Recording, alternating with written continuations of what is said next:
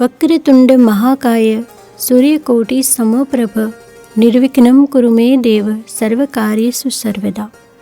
સર્વે ભક્તોને અમારા નમસ્કાર. પૂજ્ય શ્રી ત્રિકમજી બાપુનું જીવનચરિત્ર, જેમાં બાપુના જન્મથી મૃત્યુ સુધીની કથા વિડીયોના માધ્યમથી અમોએ પ્રસ્તુત કરવાનો પ્રયાસ કર્યો છે.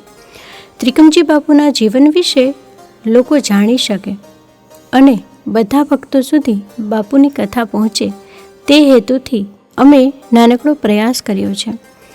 અને અમારો હેતુ કોઈ પણ વ્યક્તિ, સમુદાય કે સંપ્રદાયની લાગણીને ઠેસ પહોંચાડવાનો નથી. આ વિડીયોના તમામ પાત્ર કાલ્પનિક છે.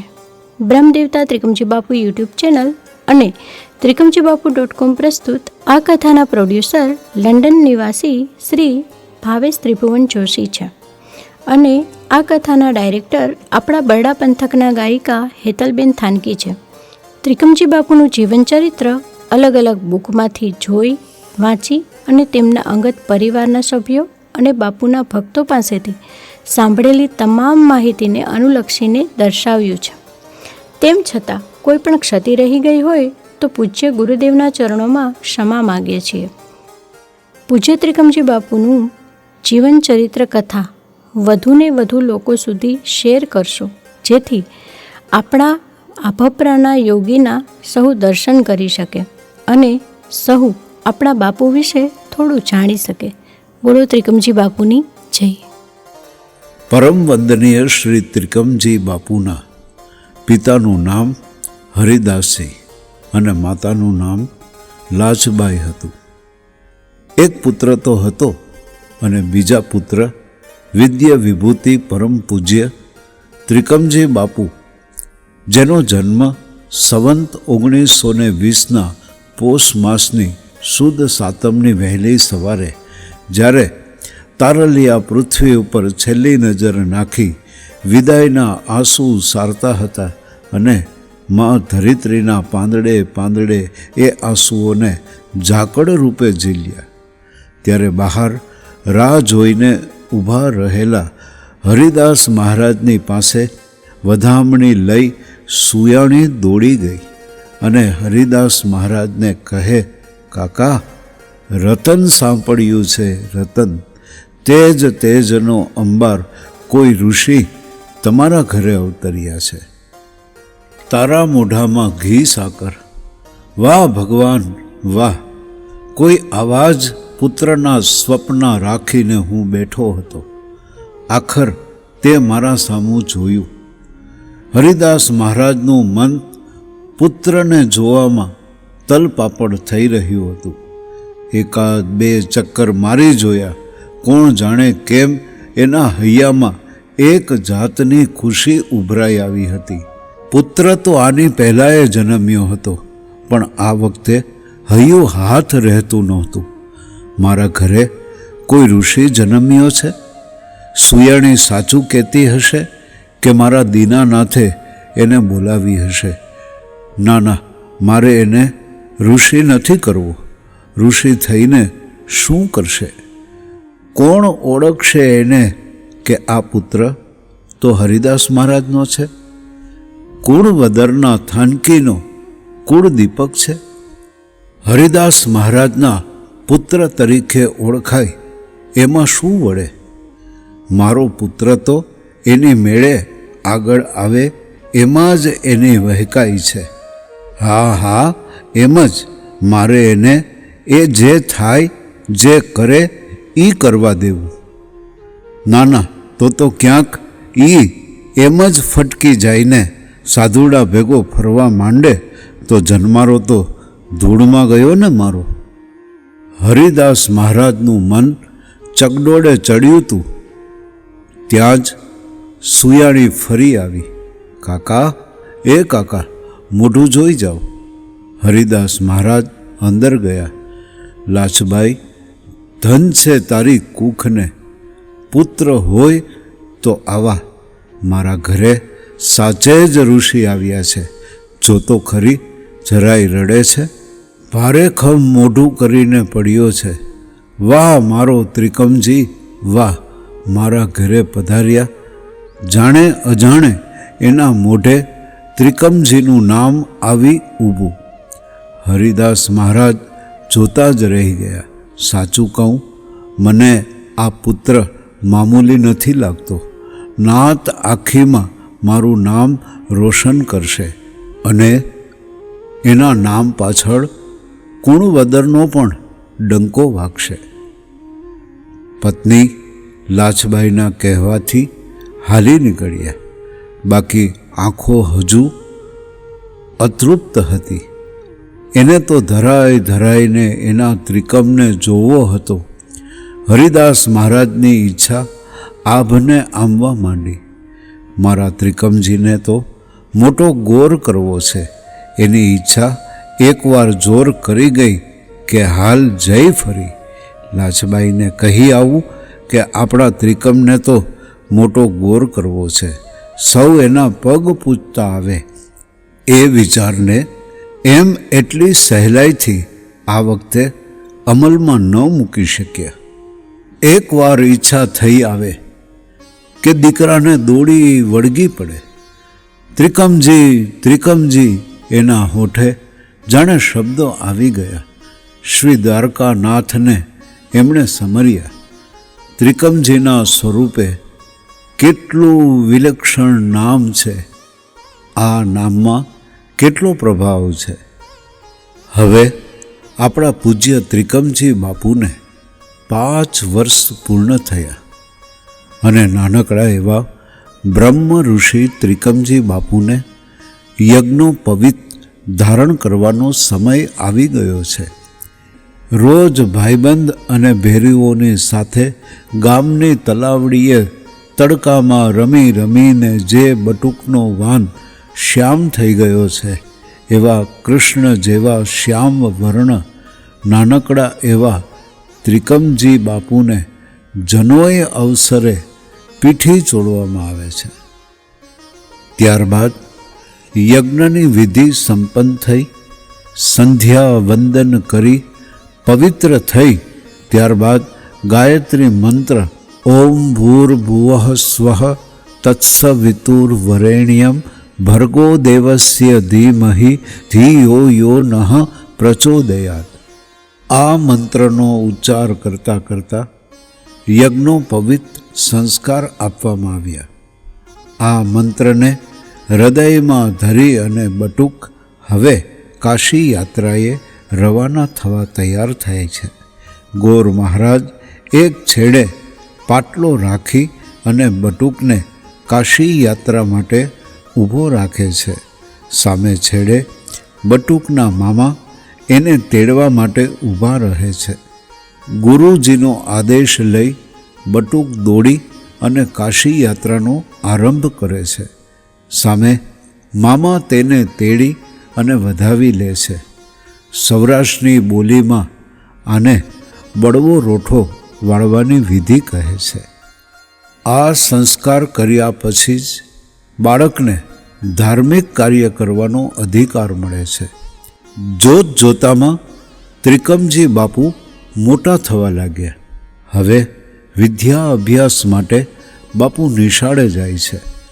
નામ પ્રમાણે જ વિલક્ષણ ગુણ ધરાવતા ત્રિકમજીને પાઠશાળામાં અભ્યાસ કરવા માટે મૂકવામાં આવ્યા. ત્યારે પાટીમાં માત્ર મીંડા જ કર્યા કરે. મીંડા મીંડા અને મીંડા જ કરે. આગળ કંઈ જ લખે નહીં. કહે કે આ મનખો દેહ મીંડા જેવો છે. પિતાને થયું ભણતો નથી તો હવે કામે લગાડી દો. એક દિવસ ત્રિકમજીને બળદ ચારવા મોકલ્યા. બળદ ચરતા રહે અને ત્રિકમજી આકાશ સામે જોઈ કાંઈ ને કાંઈ વિચારોમાં વિહરવા લાગે. એવામાં કોઈ માણસે એમને કહ્યું, એ છોકરા, અહીં કાં બેઠો છે? આ બળદું હાલ્યા જાય છે. પણ એ છોકરો તો સૂન મૂન જેવો થઈ બેઠો હતો. એ જોઈ રહ્યો દૂર દૂર ત્યાં ક્ષિતિજ પર, જ્યાં ધરતી અને આકાશ એક મેકને ભેટવા આતુર હતા.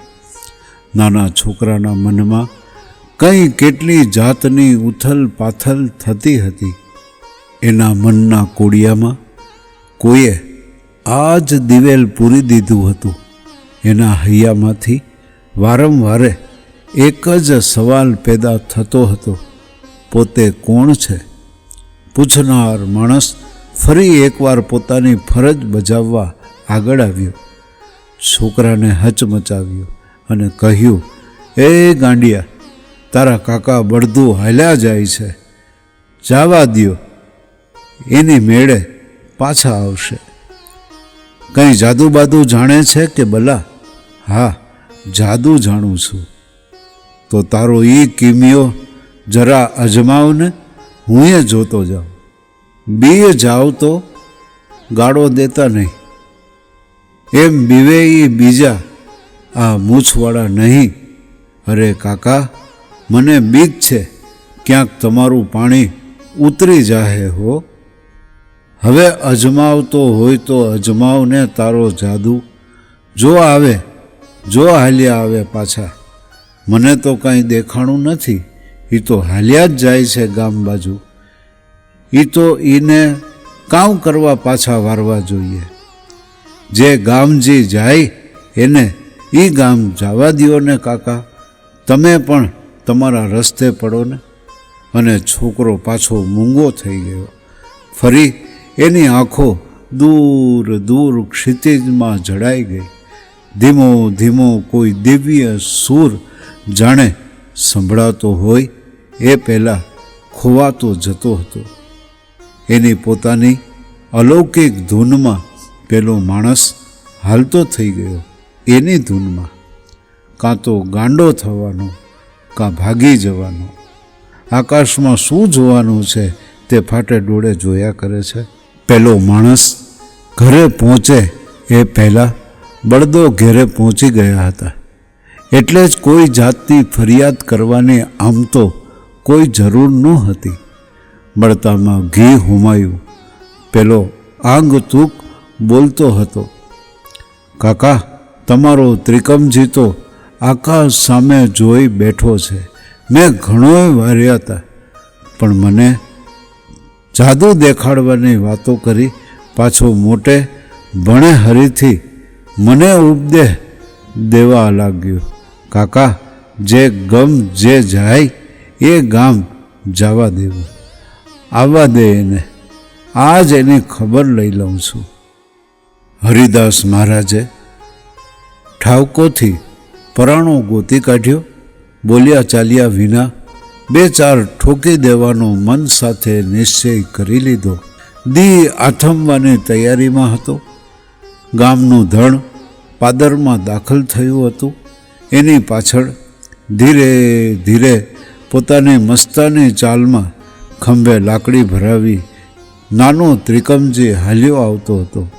કોઈની તાકાત નહોતી કે એની આંખોમાં આંખો મેળવી વાતો કરી શકે. ખીજાવાનું તો પછી ક્યાં વાત જ રહી. હાથમાં ડાંગ રાખી હરિદાસ મહારાજ ઓસરીમાં બેઠા છે. જરા એ કોઈના બાપની બીક છે. જાણે કાંઈ બન્યું જ ન હોય એમ હાલ્યો આવે છે. ઓલી સુયાણીના બોલ ક્યાંક સાચા પડે નહીં હો. કોણ જાણે કેમ એને આ સંસાર ગમતો જ નથી. હજુતા મૂછનો દોરોય પૂરો ફૂટ્યો નથી ત્યાં તો એને વૈરાગ આવી ગયો. ભણવા બેસાડ્યો તો પાટીમાં હરોજ મીંડા કરી બેસતો. જાણે એને મન આખો મનખો મીંડા જેવો જ છે. આજ એની પૂરી ખબર લઉં. ત્રિકમજી દાખલ થાય એ પહેલાં જ હરિદાસ મહારાજ ત્રાડુક્યા. નાના ત્રિકમે હાથમાંની ડાંગ મૂકી અને જાણે કંઈ બન્યું જ નથી એમ અંદર ચાલ્યો ગયો. નિયમ મુજબ પાછળની નવેરીમાં હાથ પગ ધોયા પાછો ઓસરીમાં આવીને બેઠો. હરિદાસ મહારાજ ધુઆ ફુવા થઈ ગયા. કોઈને ગણકારતો નથી. ડાંગ પર હાથ સળવળ્યા. ત્રિકમજીએ એકવાર બાપુ સામે જોયું. એ આંખોમાં કોઈ ગુનો કર્યો હોય એવું દેખાતું જ ન હતું. ત્રિકમજી, તું સાધુ થઈ જા સાધુ. નકામો મારા પર ભાર બનીને શું કામ બેઠો છે? મારે તો તને મોટો ગોર કરવો હતો, પણ નસીબમાં કારમીંડ હોય ત્યાં ભૂખરો ક્યાંથી મળે? તું તારે ભજન કર, ભજન. હરિદાસ મહારાજ બબડતા રહ્યા. ત્રિકમજીના મન પર એની કોઈ અસર થઈ નહીં. એ મૂંગા જતી જેવો સૂનમૂન બેઠો રહ્યો. હરિદાસ મહારાજે ડાંગને ફેંકી દીધી. આને મારીને શું કરવું? પથરા પથરા જ રહેવાના. દૈવી શક્તિ કહો કે ગમે તેમ, હરિદાસ મહારાજ જ્યારે જ્યારે ત્રિકમજીને સજા કરવાની ઈચ્છા કરતા ત્યારે હંમેશા પાછા જ પડતા. અંદર ખાનેથી હૈયું હંમેશા ના જ બોલતું. એ આમ તો સમજતા હતા કે ત્રિકમજી કોઈ નાનો સૂનો માણસ નથી. પરભાવની કોઈ ભૂલે એને મનખા જગતમાં લાવીને મૂકી દીધો હતો.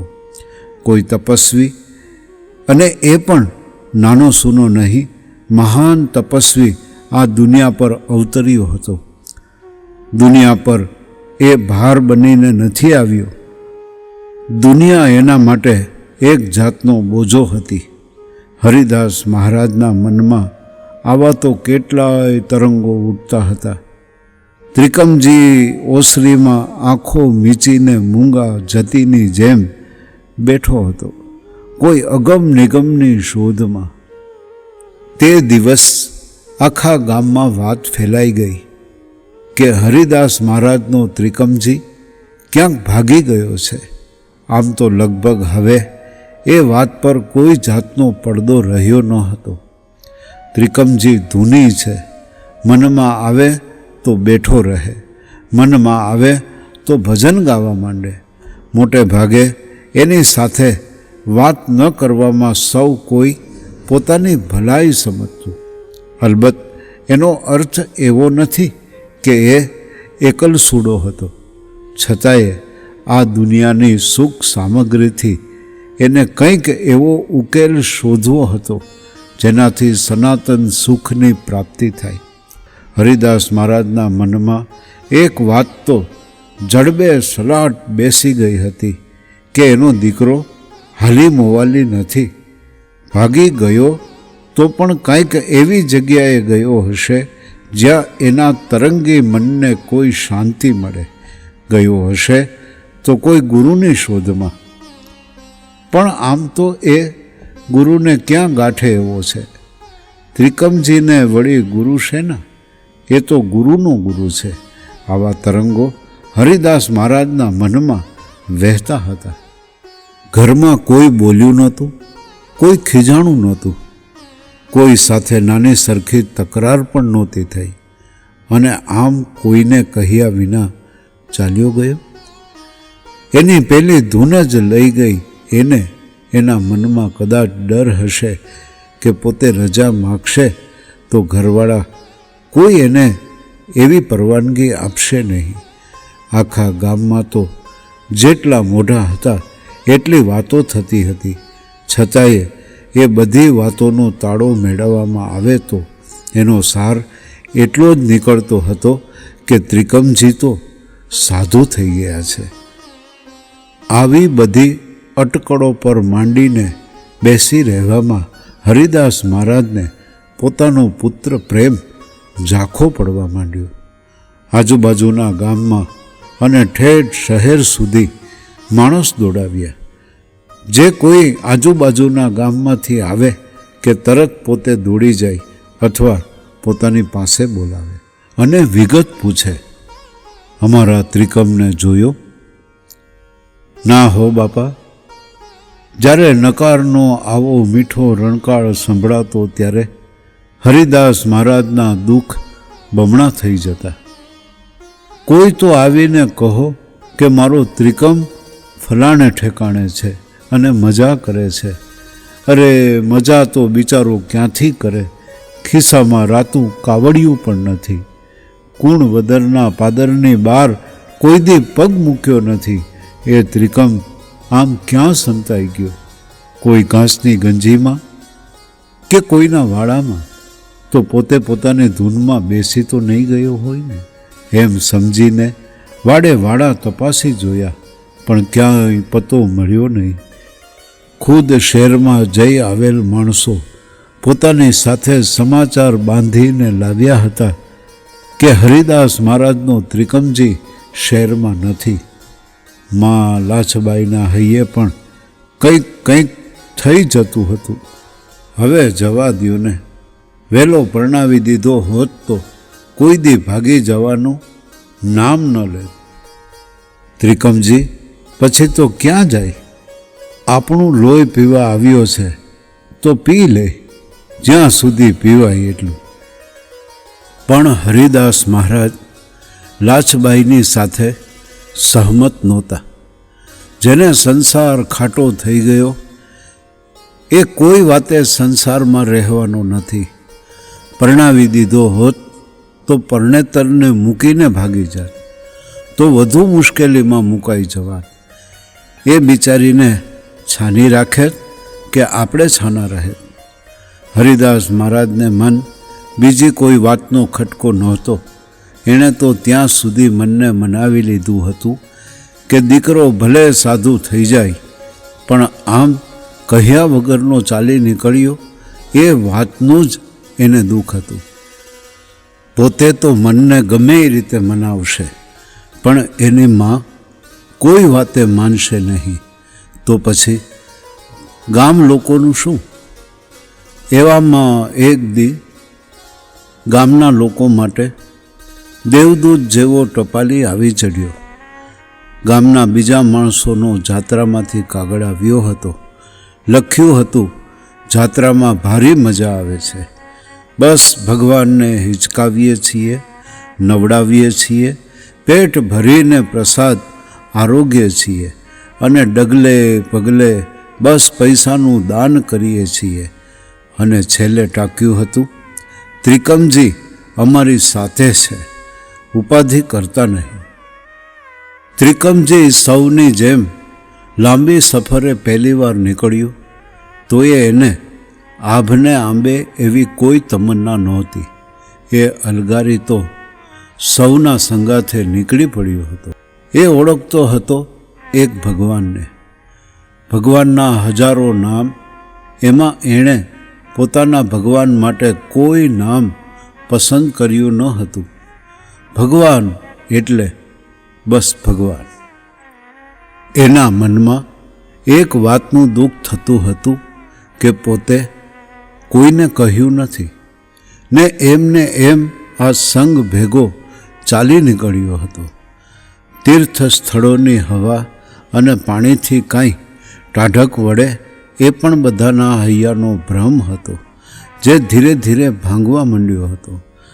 તીર્થ સ્થળમાં આવ્યા પછી એણે જોયું, પોતાથી સમજાય એટલું સમજ્યા કે અહીંયા તો ઢોંગ અને ધતિંગ ચાલે છે. અધમણની ગાગર જેવડું પેટ લઈને ફરતા માણસો દુનિયાને ધૂતી લે છે.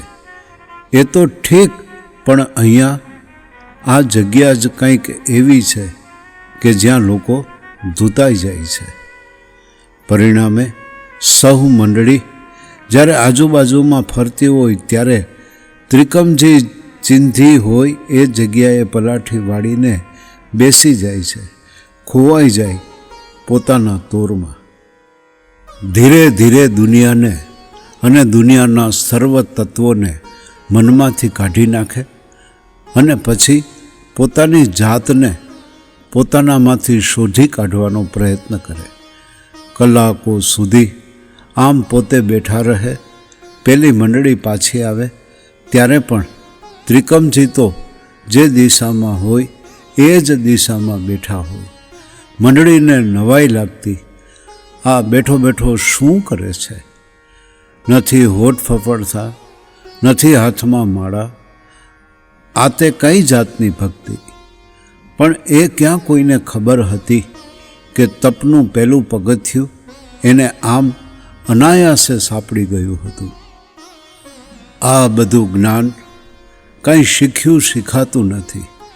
તીર્થ સ્થળમાં ઠેક ઠેકાણે એણે એકની એક વસ્તુ જોઈ, ભગવાનનું નામ લઈ હાથ લાંબો કર્યો કે નાણાંનો વરસાદ વરસે. આ પણ ભગવાનની જ કોઈ મહેરબાની સમજવાની. આ બધી ઉપર છલી ભક્તિથી એ હંમેશા પોતાની જાતને દૂર રાખવાનો પ્રયાસ કરતા. એકાંત પ્રિય માણસ માટે આ માનવ મેળો જેલ જેવો થઈ પડ્યો હતો. નીકળતા તો નીકળાઈ ગયું, હવે પાછા ભાગવાની ઈચ્છા રહી રહીને જોર કરતી હતી. એકાદ વાર તો કોઈ આગળ કાગળ લખાવાનું મન થઈ ગયું હતું કે બાપુ આવી ને પોતાને પાછા તેડી જાય, પણ હૈયાની બીજી બાજુ ના પાડતી હતી. સ્વમાન ઘવાતું હતું અને પોતાનું સ્વમાન ઘવાય એ વાત કોઈ રીતે આ થાનકીને મંજૂર નહોતી. હા, મનમાં નિશ્ચય કરી લીધો હતો કે ઘરનું નાનું છોકરુંએ જો તેડવા આવ્યું હોત તો પોતે એની સાથે ચાલી નીકળશે. આ બાજુ બાપુના પિતાના મનને શાંતિ થઈ કે ચાલો યાત્રામાં ગયો છે, ભાગ્યો તો નથી, બાવો તો નથી થયો. પિતાએ મોટા દીકરાને વાત કરી કે તું એને લઈ આવ. યાત્રાએ ગયેલા સંઘ પાછો આવશે અને ત્રિકમજી પાછો નહીં આવે તો? આ તરફ મોટા ભાઈને ઘરેથી પિતાએ સમજાવ્યા હતા કે તું ત્રિકમજીને સમજાવી પટાવીને લાવજે. ગુસ્સે થઈ વાત નહીં કરતો અને હૈયાને જરા સરખુંએ દુભાવતો નહીં. પણ અહીં આવીને જોયું તો તેમને કાંઈ કરવાની જરૂરત જ ન દેખાઈ. આશ્ચર્ય સાથે જોયું કે ત્રિકમજી કાંઈ પણ કહ્યા વગર જ સાથે આવવા તૈયાર હતા. મારી વાત માનો ને તો આપણા ત્રિકમને પરણાવી દો. પરણાવી તો દઈએ, પણ બધો જોગ જોઈએ ને. જોગ બોગની વાતો ન કરો, એ હંધુય થઈ જાહે. થઈ ક્યાંથી જાહે? લગ્ન કરીએ તો કાંઈક વ્યવહાર તો કરવો પડશે ને. જેનું આજ દી સુધી ખાધું એ હંધાઈને ખવડાવવું પડશે કે નહીં? એમ ડરી જાહો તો પછી મારો ત્રિકમ જિંદગીભર કુંવારો રહી જાય. એ મારાથી જોયું ન જાય. એને ઘોડે ચડાવવો છે. ત્રિકમજીના મા લાછબાઈ અને પિતા હરિદાસ મહારાજ વચ્ચે આમ તો ક્યાંય સુધી રકઝક થતી રહે, પણ ત્રિકમજી આવતા અહીં જ પૂર્ણ વિરામ મૂકવું પડ્યું.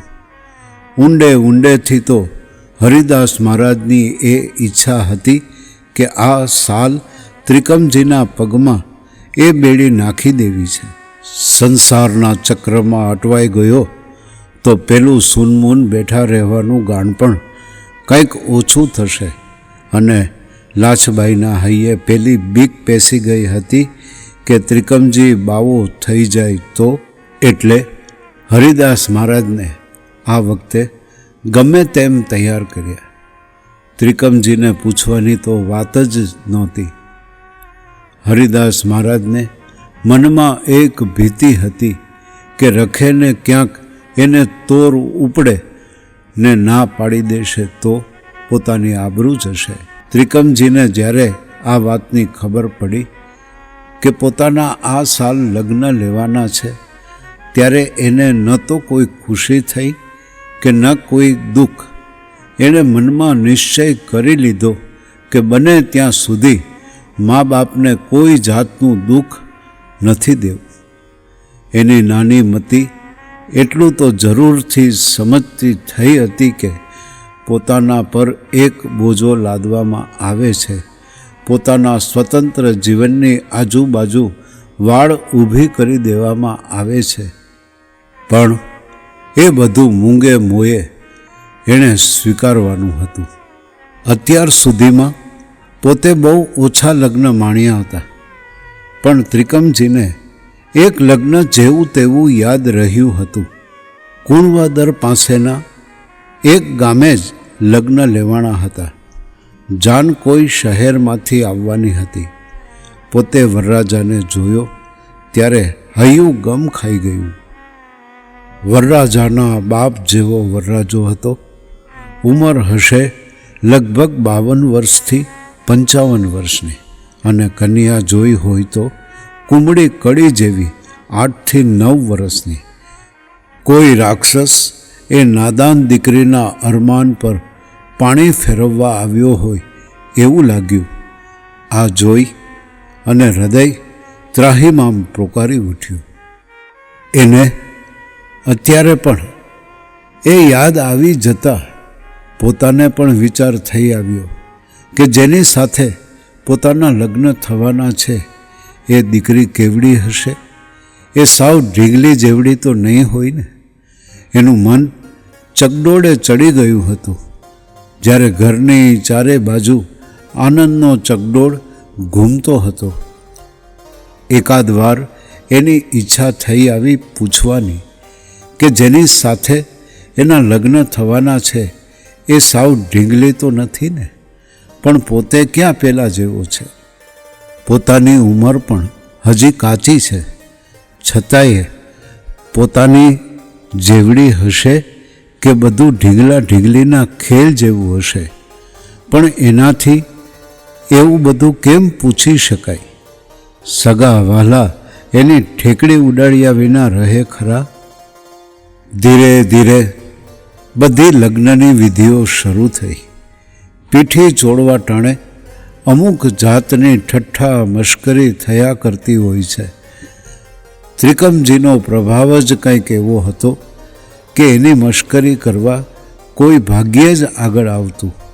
હા, પેલા મીઠા મીઠા ગીતો ગવાતા હતા. પીઠી ચોળો પીઠી પિતરાણી ગીતના નાજુક લહેકામાં આખું ઘર ગૂંજતું હતું. એવામાં કોઈ બટક બોલીએ ઘરનું ગીત જોયું. ભભૂતિ ચોળો ભભૂતિ રે જોગીને પિતરાણી, ને આખા સ્ત્રી વૃંદમાં હાસ્યનું મોજું ફરી વળ્યું. આ વખતે કોઈ દી ન હસનાર ત્રિકમજીના મોઢા પર હાસ્યનું પતંગિયું ફરકી ગયું. આ સમાચાર જ્યારે હરિદાસ મહારાજ પાસે પહોંચ્યા ત્યારે એની રહી સહી બીકે દેશવટો લઈ લીધો. એમ તો એ દીકરો કોનો છે? એના બાપની આબરૂ ખાતરે દીકરો જાન દઈ શકે એ જાન જોડી પણ શકે ને. ત્રિકમજી જ્યારે હાથમાં તલવાર અને ભરેલું નાળિયેર લઈ ખાસ વરરાજાના વેશમાં ગાડામાં બેઠા ત્યારે એના મોઢા પર એક તેજ જગાર મારતું હરિદાસ મહારાજે જોયું. ત્યારે મારો દીકરો સાધુ થવાનો છે એ વાત છેક ભૂલાઈ જ ગઈ હતી. આમ વિધિવત લગ્ન કરી અને જાન વિદાય થઈ. બાપુ રૂડી કન્યાને પરણી અને સાંજ પડે જાન લઈ અને ઘરે આવ્યા. આમ જોત જોતામાં સંવંત 1940-41થી 1945-46નો ગાળો એટલે તો એક સપના જેવો રહ્યો. ભગવાને ઢીંગલી જેવી એક રૂપાળી મજાની દીકરી દીધી, પણ એના બદલામાં ત્રિકમજીને મોટું બલિદાન આપવું પડ્યું. જે ઘરમાં એક દિવસ લગ્નના ગીતો ગૂંજતા હતા એ જ ઘરમાં રોકકળ શરૂ થઈ. ત્રિકમજીના ઘરે મોતનું નોતરું આવ્યું. દીકરીને ત્રિકમજીના હાથમાં સોંપીને દીકરીના મા હંમેશના માટે આંખો મીચી ગઈ. લાજબાઈ માનું રુદન હૃદય ચીરી નાખે એવું હતું. ત્રિકમજી પાષાણની મૂર્તિ સમા સૂન મૂન બેઠા હતા અને વિચારતા હતા કે જે ભગવાન જિંદગી આપે છે એ મોત શાને આપતો હશે? જન્મ મરણના ફેરા સિવાય આ દુનિયામાં બીજું છે શું? આવી દુનિયામાં રહીને શું કરવું? ભગવાનના ઘરે ન્યાય નથી એના ચોપડે ભૂલ થતી જ આવે છે. નહીં તો જેનો કંઈ જ ગુનો નથી એવી ગભરું ગાય જેવી વહુની આમ ઓચિંતી દોરી ખેંચી લેવાનો ભગવાનને કયો અધિકાર હતો? જે થયું એ આમ તો સારા માટે થયું. ત્રિકમજીનું બીજું હૈયું બોલતું હતું. એના પર એક જાતનું બંધન લાદવામાં આવ્યું હતું. ભગવાન બહુ જ સમજુ છે. એણે આ બંધન હંમેશાના માટે તોડી નાખ્યું. પોતે વચલા 3-4 વર્ષના ગાળામાં ભગવાનને ભૂલવા માંડ્યા હતા. પણ ભગવાન એણે ભૂલ્યા નહોતા. એને 24 પળ એ યાદ હતું કે એને કયે વખતે કયું કામ કરવાનું છે. સાધુ થવા પહેલાં મનુષ્યે એક વખત સંસારી બનવું જ જોઈએ, નહીં તો એ યોગ અધૂરો કહેવાય. એ મોટી વાત આ નાનકડો જણ સમજી ગયો. ત્રિકમજીને ગળે ડૂમો ભરાઈ આવ્યો. હૈયાના આંસુ આંખને દરવાજેથી બહાર નીકળતા હતા.